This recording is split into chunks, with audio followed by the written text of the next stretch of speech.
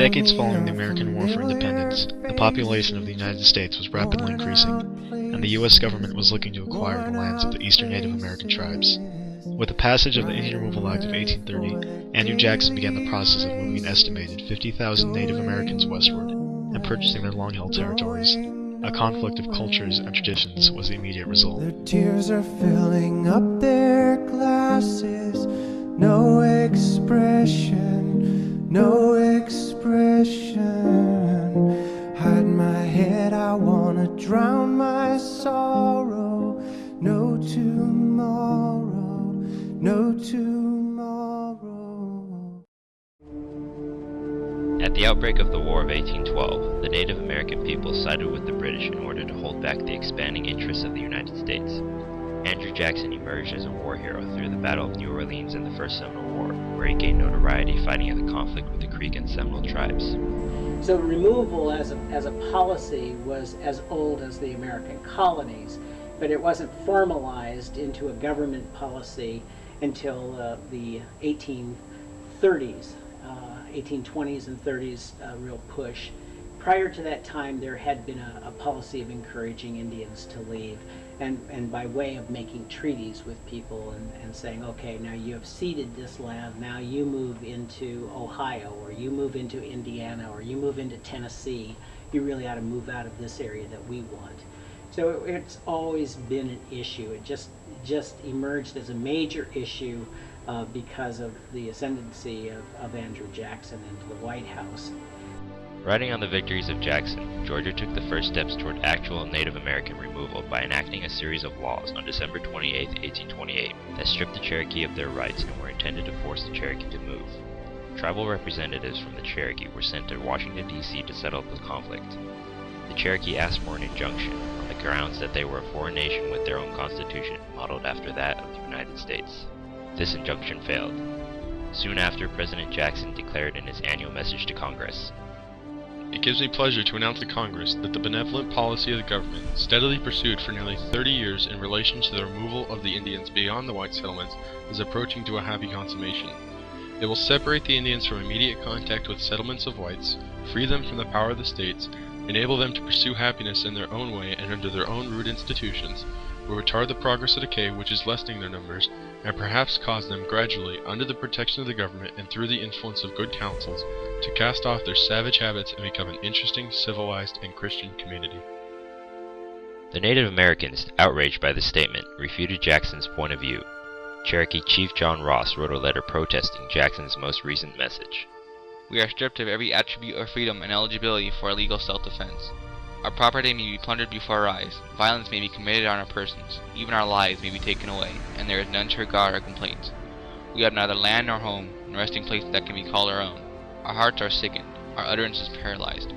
When we reflect on the conditions which we are placed by the audacious practices of unprincipled men, who have managed their stratagems with so much dexterity as to impose on the government of the United States in the face of our earnest, solemn, and reiterated protestations." These vastly differing perspectives led to more conflict, and in turn the rapid deterioration of Native American and United States relations. On May 28, 1830, after passing through Congress, the Indian Removal Act was signed by Andrew Jackson and put into effect.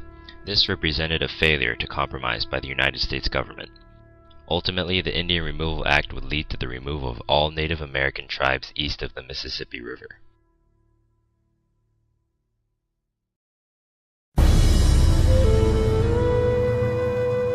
Through the Treaty of Neokota, a group of Cherokee leaders were tricked into signing an agreement that would lead to their removal.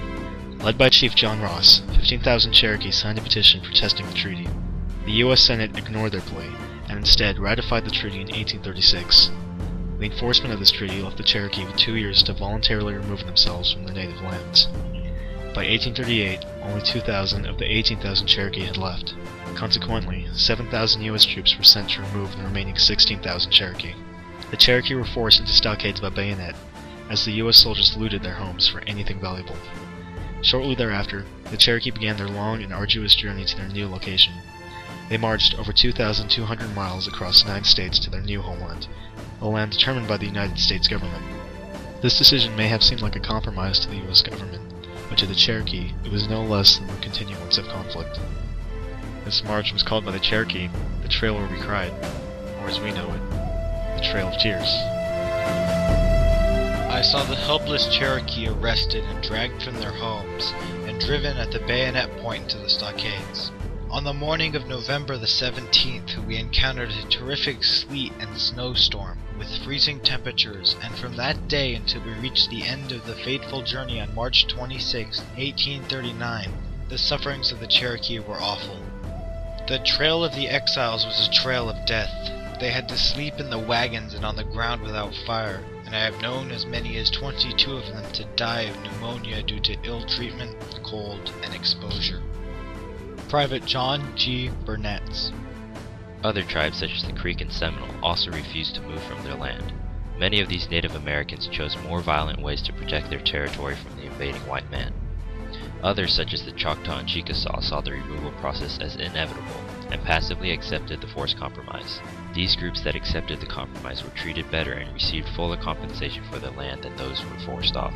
One example of this was the Chickasaw tribe, which benefited from the removal by preemptively scouting out new land of similar quality to their native lands.